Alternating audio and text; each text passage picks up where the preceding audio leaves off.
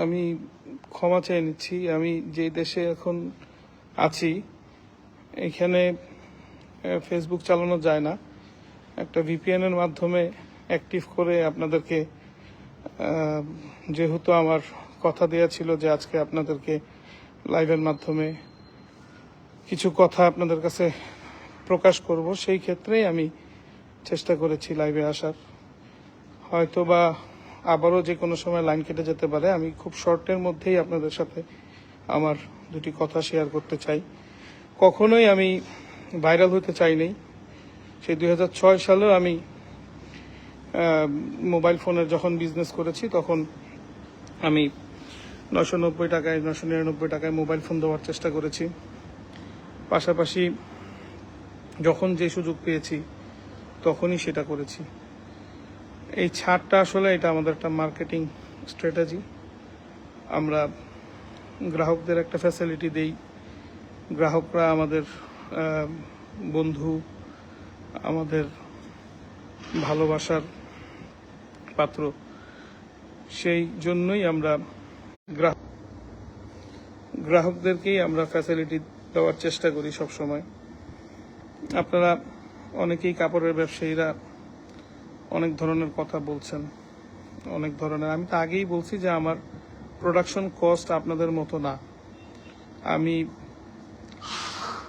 কাজ শিখাই, তারপরে কাজ করাই। তো সেই ক্ষেত্রে আমার কাছে যারা কাজ করেন তারা এখানে একটা ট্রেনিং সেন্টারের মতো কাজ করেন। যেই কাজগুলা অন্য জায়গায় শিখতে গেলে পয়সা লাগবে, আমার এখানে ফ্রিতে করেন এবং ফাইনাল যে ফিনিশিংটা আছে সেটা আমরা দক্ষ কারিগর দ্বারা করাই। সুতরাং আমাদের কস্টিং কম হওয়ার আরও একটা কারণ, অনেকেই আপনারা এখন বলতেছেন কেন অনলাইনে সেল করি না। আমাদের প্রফিট মার্জিন অনেক কম, অনলাইনে আমরা বুস্টিং করতে পারি না। অনলাইনের জন্য আমরা স্ট্রং কোনো ম্যানেজমেন্ট হায়ার করতে পারি না। আমরা অনলাইনে সেল করার জন্য এক্সপেন্সিভ এমপ্লয়ি এফোর্ড করতে পারি না। সুতরাং এই জন্য আমরা অনলাইনের প্রতি আগ্রহী হই না। এছাড়াও অনলাইনে জন্য যে স্টকের যে ইস্যু আছে, সেগুলো রিটার্ন পলিসির যে ইস্যু আছে, সেগুলো আমাদের স্টকের সাথে একটা ম্যানেজিং ডাইরেক্টর, ব্যবস্থাপনা পরিচালক, আমি এটাও প্রকাশ করি না। অনেক কর্মচারীরাও আমাকে ঠিক মতো চেনেন না। কিছুদিন আগের একটা ঘটনাই বলি। মিরপুর শাখায় আমি গিয়েছি, ওখানে ম্যানেজারও আমাকে চিনে না, ওখানে যে কর্মচারীরা আছে তারাও আমাকে চিনে না। আমি একজন গ্রাহকের মতোই তাদের সাথে কথা বলে দেখলাম যে তারা আসলে কিভাবে কাস্টমারকে সার্ভিস দেয়। তো খুব ভালো সার্ভিস তারা দিল। তখন আমি অত্যন্ত দুঃখিত যে আসলে আমি চায়নার যে শহরে আছি, পুরো চায়নাতেই আসলে ফেসবুক চালানো যায় না, ভিপিএন এর মাধ্যমে চালাতে হয়। আমি কিছুক্ষণ আগেই ভিপিএনটা কিনেছি, পেইড ভিপিএন, তারপরও কাজ করতেছে না। তো আমি আপনাদেরকে এতটুকুই বলতে চাই, যতটুকু হয়েছে এটি অনেক বেশি হয়ে গেছে। আপনারা সবাই অনেক ভালোবাসা দিয়েছেন। সাংবাদিক বন্ধুরা, সাংবাদিক সংবাদকর্মী ভাইয়েরা যারা চেষ্টা করেছেন যে আমাদেরকে ইনসাফ করে দেওয়ার, আমরা ইনসাফ পেয়েছি আলহামদুলিল্লাহ। আমাদের দোকান যেহেতু খুলে দেওয়া হয়েছে, আমরা যে একটা অফারের কথা বলেছি, ঈদের পর এখন আমাদের একটি স্টক ধরার একটা বিষয় আছে। আমরা একটি স্টক ধরে তারপরে আপনাদেরকে আমরা একটা অফারের ব্যাপারে ইনশাল্লাহ জানাবো। গতকাল রাতে আমি দেশের বাইরে আসছি, পর থেকে এখন পর্যন্ত ঘুমাই নাই। অনেক গুরুত্বপূর্ণ ব্যক্তিত্বরা আমাকে স্মরণ করেছেন, তাদের অসংখ্য ধন্যবাদ। তারা পাশে থাকার কথা বলেছেন, তাদেরকে অসংখ্য ধন্যবাদ। তারা বিভিন্ন প্রকার প্রতিশ্রুতি আমাকে দিয়েছেন, এজন্য তাদের কাছে আমি কৃতজ্ঞ। আমি আবারও বলছি, আমার ভাইরাল হওয়ার যদি ইচ্ছা থাকতো তাহলে যখন যেখানে যা করেছি সবকিছু আমি তুলে ধরতাম, যেগুলো আমি কখনোই ধরি নাই। আমি করোনাকালীন সময় যখন 350 টাকা KN95 বিক্রি হইতো, তখন আমি সেটা 80 টাকায় বিক্রি করছি। আমার 77 টাকা কস্টিং ছিল, 3 টাকা এমপ্লয়ি কস্ট দিছি। তখন কিন্তু আমি কারো বিরুদ্ধে বলি নাই, আমি সবসময় চেষ্টা করছি যে আমি যেটা আমার কাছে মনে হয় যে এটা বলা আমার প্রয়োজন, আমার ইমানি দায়িত্ব, সেটাই আমি বলেছি। আমি কোনো রাজনীতির সাথে জড়িত নাই। আল্লাহর ওয়াস্তে আমাকে রাজনৈতিক হাতিয়ার হিসেবে কেউ ব্যবহার করেন না। আমি খুব সাধারণ একজন মানুষ। আমি এই আজকে 24-25 বছর যাবৎ কষ্ট করে যাচ্ছি। এই একটার পর একটা প্রতিষ্ঠান বন্ধ হয়ে গেছে, আবার জিরো থেকে আবার শুরু করছি। আমার এর আগেও বললাম যে ঢাকা ফোনটা হঠাৎ করে বন্ধ হয়ে গেছে, 2 পয়সারও মূল্য নাই সেই টেলিফোন সেটের। আমি কোনো প্রতিকার পাইনি, আমি কারো কাছে বলতে পারি নাই। পর্যায়ক্রমে এরকম সিটি সেলটাও বন্ধ হয়ে গেছে, 4000 টাকার মোবাইল ফোন 10 টাকায় বিক্রি করছি। এটা তো শুধু আমি একার না, এই সিটি সেল বিক্রি করছে এরকম হাজারো লাখো মানুষ আছে, তাদের সবারই এই সমস্যা হয়েছে। তো আমি অল্টারনেট আরেকটা ওয়ে বাইর করছি, আল্লাহ পাকের রহমত ছিল, আল্লাহ পাকের অশেষ কৃপা ছিল। সেই ক্ষেত্রে আমি সেগুলো করতে করতে আসছি। আমি এখন আপনাদের মাধ্যমে জানাইতে চাইছি এইটাই যে যদি আমার পাঞ্জাবি বিক্রি করতে গিয়ে যদি কারোর সাথে আমার ঝগড়ার সৃষ্টি হয়, ঝগড়া করতে হয়, তাহলে এই পাঞ্জাবির ব্যবসা লাগলে আমি করলাম না। আমার সেলস এই বছর অনেক ডাউন ছিল, আমার না, ওভারঅল সবারই ডাউন ছিল। কেউ যদি বলে অনেক ভালো, তাহলে তার উপর আল্লাহর রহমত ছিল, বা হয়তো তার বিজনেস পলিসি অন্যরকম ছিল। আমাদের এইবার সেলস একটা সময় পর্যন্ত অনেক কম ছিল। আমার স্টাফরা বলছে বস 10 সোজাপড়া পার হলেই সেল আসবে, সেল আসে নাই। তারপরে তারপরে আমার কাছে আমার সেলস টিম বলছে যে 10 তারিখটা পার হলেই সবার হাতে স্যালারি আসবে, আসলেই সেল আসবে। তারপরেও হয় নাই। 12 তারিখের পর থেকে আমাদের সেলস আল্লাহর রহমতে হয়েছে। আমরা গত বছরও চাঁদ রাতের দিন 99 টাকায় পাঞ্জাবি দিছি। এখন কেন দিছি, কিভাবে দিছি, এই জিনিসগুলা যদি আপনারা এত যাচাই বাছাই করে আমাকে কালার করতে চান, তাহলে আমি আর দিব না। আমার পক্ষে এমন কোনো কাজ করা সম্ভব না যে কাজ করার মাধ্যমে আমি আমার মরহুম বাবার স্মৃতি ধরে রাখার জন্য এই প্রতিষ্ঠানটা আমি চালু করছি। যে আমার বাবার ইচ্ছা ছিল যে আমরা 2 ভাই এই ব্যবসার সাথে জড়িত হই, কিন্তু আমার বাবার এই স্মৃতিটা ধরে রাখতে গিয়া আমি আমার চরিত্রে দাগ লাগাইতে চাই না, এবং আমার বাবার নামের মধ্যেও কোনো খারাপ কথা আসবে এটাও আমি চাই না। রাজনৈতিক কোনো কিছুর মধ্যে আমাকে ইনভলভ আল্লাহর ওয়াস্তে করবেন না আপনারা। আপনাদের কাছে আমি ক্ষমা চাই। আর যারা আমাকে ভালোবাসা দিয়েছেন, আপনাদের কাছে আমি চিরদিন কৃতজ্ঞ থাকব। এতটুক ভালোবাসা পাওয়ার যোগ্যতা যে আমি রাখি, এটা আমার কল্পনাতেও ছিল না। আমি তারপর আপনাদের কাছ থেকে ভালোবাসা পাইছি। আমার সারা জীবন এটা নিয়েই, এতটুকুই আমার জন্য যথেষ্ট। আমি আমার যে সকল কাজ আমি করছি সম্পূর্ণ আল্লাহকে রাজি খুশি করার জন্যই করছি। আমি কখনোই খুব বিলাসিতার জীবন যাপন করি নাই। এক স্যান্ডেল দিয়ে 2 বছর 3 বছর পার করে দিই আমি। আমার পরিবারকেও আমি স্বল্পতার মধ্যেই রাখার চেষ্টা করি। যারা দেখেন যতটুক প্রয়োজন, যতটুক ইসলামে নারীর অধিকার, মার অধিকার, ওয়াইফের অধিকার, সন্তানদের অধিকার পালন না করলেই না, ততটুক পালন করার পর যদি অবশিষ্ট কিছু থাকে সেটা আমার জন্য আমি রাখার চেষ্টা করি। সুতরাং আমার কারো প্রতি কোনো ক্ষোভ নাই, আমার কারো প্রতি কোনো আক্রমণাত্মক কোনো চিন্তাভাবনা নাই, যেটা সেদিন ঘটনার দিনও আমার ছিল না। আমি সেদিন আল্লাহর কাছে বিচার দিছি। আল্লাহরই ইচ্ছা, সেই সময় ইফতারের সময় ছিল, আমরা সবাই একসাথে হাজারীবাগ শাখায় বসছি, মাটিতে বসছি। মাটিতে বইসা আল্লাহর কাছে আমি ফরিয়াদ জানাইছি যে আল্লাহ, এরকম একটা জুলুম আমার উপরে হইল, তুমি এর বিচার করো। আমার স্টাফরা সবাই আমিন বলছে। হয়তোবা আল্লাহ পাক সেটাই কবুল করে নিছে। আমি যদি কোনো কিছু করতাম তাহলে হয়তো আমি আইনের আশ্রয়ে যাইতাম, আমি আরো বড় কোনো কিছু করার চেষ্টা করতাম। আমি সেরকম কোনো কিছু করি নাই। একটা মনে দুঃখ ছিল যে আমি কিছু করলাম না, তারপরও বিভিন্ন মানুষ আমাকে ফোন দিয়ে হুমকি ধামকি দিচ্ছে, আমাকে ভিডিও কল দিয়ে অস্ত্র দেখাচ্ছে। আমি তো ওই পর্যায়েই না। আমার মনে হয় না কেউ একটা সংবাদ সম্মেলন জীবনে প্রথম করবে, সে নিজেকে নিজে কীটপতঙ্গ বলবে, সে নিজেকে নিজে নিকৃষ্ট প্রাণী বলবে। আমি নিজেকে নিকৃষ্ট প্রাণী বলার পরেও আমার নাম নিয়ে যে সকল কথা বলতেছেন, এগুলোতে আমি অনেক কষ্ট পাচ্ছি। আল্লাহ পাক আপনাকেও বুঝার তৌফিক দান করুক।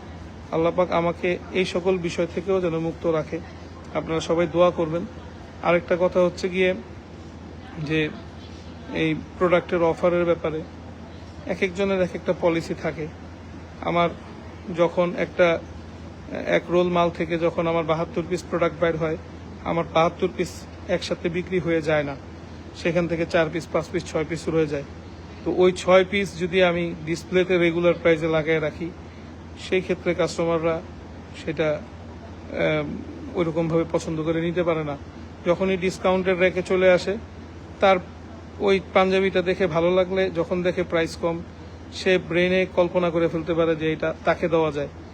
আমাদের এখানে 300 টাকার পাঞ্জাবি, আমি প্রায় সময়ই বলি যে 300 টাকায় এক প্লেট ভালো কাচ্চি বিরিয়ানিও পাওয়া যায় না। তো সেই ক্ষেত্রে আপনি একটা পাঞ্জাবি দিয়ে একজন মানুষের সাথে সুসম্পর্ক তৈরি করতে পারেন।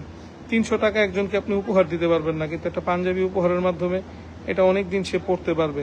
আমাদের প্রোডাক্ট কোয়ালিটি কেমন সেটা কাস্টমাররা অলরেডি বলে দিছে। ভাত রান্না করতে গেলে 2-4টা ভাত পড়ে, সেই ক্ষেত্রে 2-4 জনের হয়তো বা সমস্যা থাকতে পারে। এরপরও আমরা এই অফারও দেই যে পুরনো দিন নতুন দিন। আপনারা কি কেউই এই অফার পান নাই?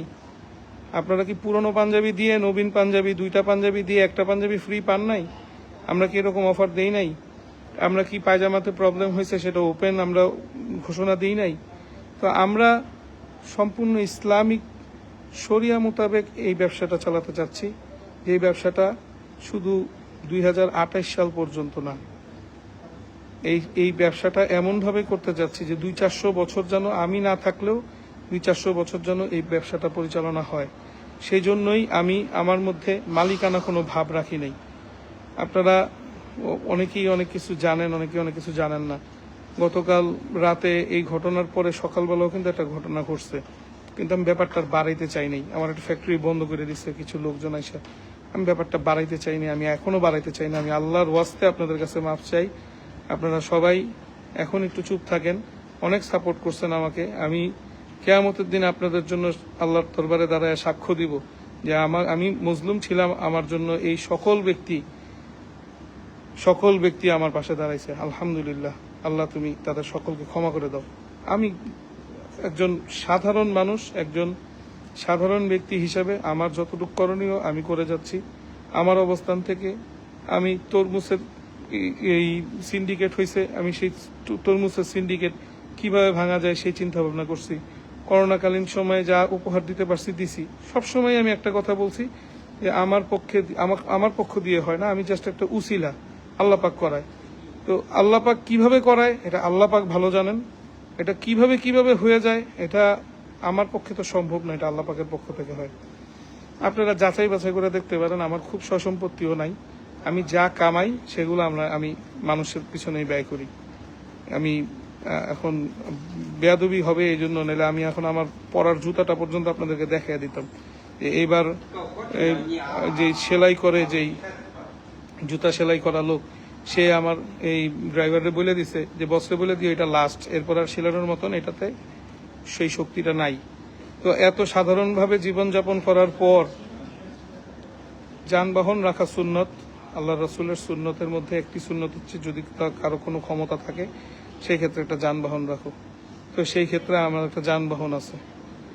এর বাইরে আমার কোথায় কি আছে না আছে আপনারা সব কিছু খুঁজলে পেয়ে যাবেন। ডিজিটাল বাংলাদেশ, এখন ডিজিটাল সবকিছু পেয়ে যাবেন।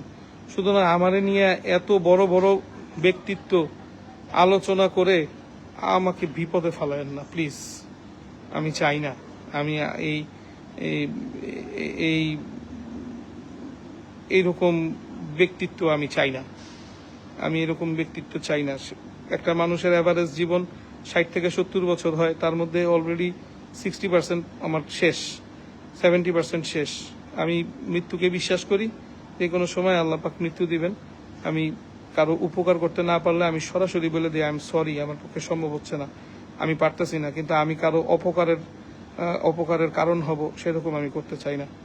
আপনারা যদি কেউ অনলাইনে বিজনেস করতে চান, আমাদের ওই রকম ক্যাপাসিটি নাই, ওই রকম ডেলিভারি চ্যানেল নাই, আর আমরা অনলাইনকে অনেক ভয় পাই। ইভ্যালিতে আমরা অনেক বড় একটা ধরা খাইছি, যে ধরা খাওয়ার পর থেকে মানসিকভাবে শারীরিকভাবে আমিও খুব দুর্বল। এই জন্য আমি এই অনলাইনের ব্যবসার মধ্যে আমি খুব একটা ফোকাস দিতে পারি না। যদি আপনাদের মধ্যে এরকম কেউ থাকেন যে আপনাদের অনলাইনে সেল করতে পারবেন, তাইলে করতে পারেন। আমাদের এখান থেকে যদি আপনারা বাকিতে মালামাল নিয়ে বিজনেস করে স্বাবলম্বী হতে পারেন, আমরা একটা নির্দিষ্ট অ্যামাউন্ট পরিমাণ বাকি দেই, সেই ক্ষেত্রে আপনারা সেটা নিয়ে করতে পারেন। কেউ ডিলারশিপের মতো নিয়ে যদি আপনারা ওইখানে শোরুম করতে পারেন, শোরুম আপনার, পণ্য আমার, সেই ক্ষেত্রে আমাদের কোম্পানির সাথে আপনার একটা পার্টনারশিপ ডিড হতে পারে, সেটা করতে পারেন। কারণ অনেকেই এরকম মেসেজ দিচ্ছেন, সেজন্য বলতেছি।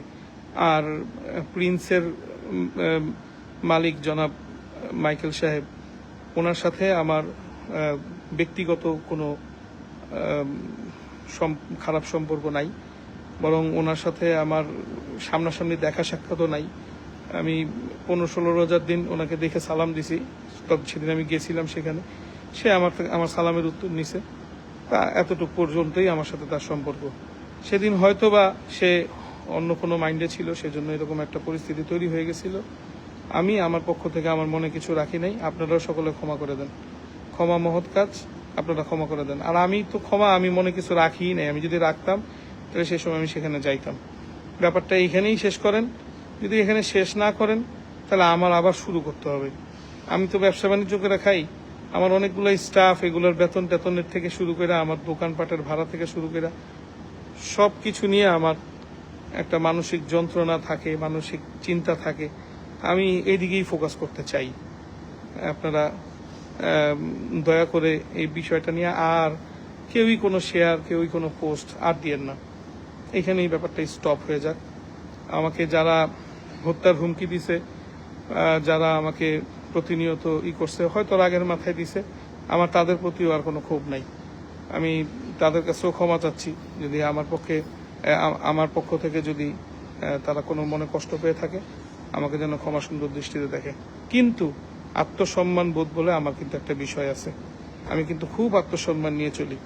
আমি অনেক বেশি টাকার মালিক না হইতে পারলেও আল্লাহ পাক আমাকে অনেক সম্মান দিয়েছেন, যে সম্মানের বহিঃপ্রকাশ এই অনলাইন প্ল্যাটফর্মে পাওয়া গেছে, এই সোশ্যাল মিডিয়ায় পাওয়া গেছে। এটাতে আমাকে মানসিকভাবে শক্তিশালী করে তুলছে। সুতরাং আমাকে যদি এই বিষয়টা নিয়ে যদি আমাকে আর কোনো প্রকার মিথ্যার আশ্রয় নিয়ে, বিভিন্ন প্রকার কথাবার্তা নিয়ে আমাকে যদি ডিস্টার্ব করা হয়, তাহলে আমার পক্ষে কিন্তু চুপ থাকা সম্ভব হবে না। আমি প্রতিবাদী সন্তান, আমার বাবার আমি প্রতিবাদী সন্তান, আমার মার আমি প্রতিবাদী সন্তান। তো সেই ক্ষেত্রে আমি প্রতিবাদ করব, এবং এটা আমার দায়িত্ব, কর্তব্য, এটা আমার জন্য দায়মি ফরজ। আমি আবারও সকলের কাছে ক্ষমা চাচ্ছি। সরকারের প্রতি আমার কোনো আক্ষেপ নাই। আমাদের মাননীয় প্রধানমন্ত্রী জনাব তারেক রহমান সাহেবের বিষয়ে কথা প্রসঙ্গে আসছে, ওনার নামটা অন্য পক্ষের লোক বলছে, যেটা আমি আপনাদের সামনে ভুলবশত উল্লেখ করে ফেলেছি। সুতরাং আমি তার কাছে ক্ষমা চাচ্ছি। আমাদের স্বরাষ্ট্র মন্ত্রণালয়ের মাননীয় মন্ত্রী মহোদয়, তার কাছে আমি একটা অনুরোধ রেখেছি যে এইরকম আক্রমণাত্মক পরিবেশে এই পুলিশ অফিসার, সেখানে হয়তো সেটা বলার সময় হয়তো সব পুলিশ অফিসারের ব্যাপারে আসছে, এই পুলিশ অফিসারটা এত আক্রমণাত্মক কেন হয়ে গেল, এই বিষয়টা একটু দেখার জন্য বলছি, যে তাকে একটু টেস্ট করান বা করান। এগুলো সমস্ত বিষয়ে আমার হয়তো স্লিপ অফ টাং হয়ে গেছে। আমি ক্ষমা চাচ্ছি, আমাকে আল্লাহর রাস্তায় আপনারা মাফ করে দেবেন। আমি 4টা ডাল ভাত খেয়ে আমার প্রায় 600 স্টাফ, তাদেরকে নিয়ে আমি বাকি জীবন চলতে চাই। আপনাদের কারো যদি আমার পণ্য পছন্দ হয়, দয়া করে আপনারা কিনবেন। যদি পছন্দ না হয়, দয়া করে আপনারা কিনবেন না। কিন্তু এই পণ্য সামগ্রী নিয়ে বিভিন্ন ধরনের যে আলোচনা সমালোচনা চলতেছে, এই বিষয়গুলো যদি সরকার চায় আমার কাছ থেকে কস্টিং নিতে, এবং সরকার যদি প্রতিজ্ঞাবদ্ধ থাকে যে আমার পলিসিটা তারা কারো কাছে বিক্রি করবে না, শেয়ার করবে না, এবং আমার এই পলিসিটা তারা ফ্ল্যাশ করবে না, কারণ এটা তো একটা বিজনেস সিক্রেট। এই বিজনেস সিক্রেটটা আমি তো আমার ভাইয়ের সাথেও শেয়ার করি না, আমার বিয়ে করা বউয়ের কাছেও শেয়ার করি না। সুতরাং যদি সরকার চায়, যদি 10 জনের ভালো হয়, সেই ক্ষেত্রে আমি আমার বিজনেস সিক্রেটটাও শেয়ার করব। কয় গজ কাপড়ে পাঞ্জাবি হয়, কয় টাকা খরচে পাঞ্জাবি বানাই, স্টাফদের খরচ কত দেই, সব খাতে লিপিবদ্ধ আছে। সেই সকল কিছু মিলে আমি আপনাদেরকে হিসাব দিয়ে দিতে পারবো। আমার স্বর্ণের গাছ নাই, আমার টাকার গাছও নাই, আমার বাবা খুব ধনী ব্যক্তিও না যে আমি সেখান থেকে ব্যাকআপ দিয়ে দেই। আর আমি হারাম কামাই করি না। আমি মৃত্যুকে ভয় পাই, আল্লাহকে ভয় পাই, এবং আমার ভিতরে ইসলামিক শিক্ষায় শিক্ষিত আমি। সেই ক্ষেত্রে এমন কোনো কাজ আমি করে আমি গরিবের উপকার করতে যাব না যেটার কারণে কিয়ামতের দিন আমার আবার আল্লাহর কাছে জবাবদিহি করতে হয়। সকলকে ধন্যবাদ। আসসালামু আলাইকুম ওয়া রাহমাতুল্লাহি ওয়া বারাকাতুহু। ভুল ত্রুটি সকলেই ক্ষমা সুন্দর দৃষ্টিতে দেখবেন।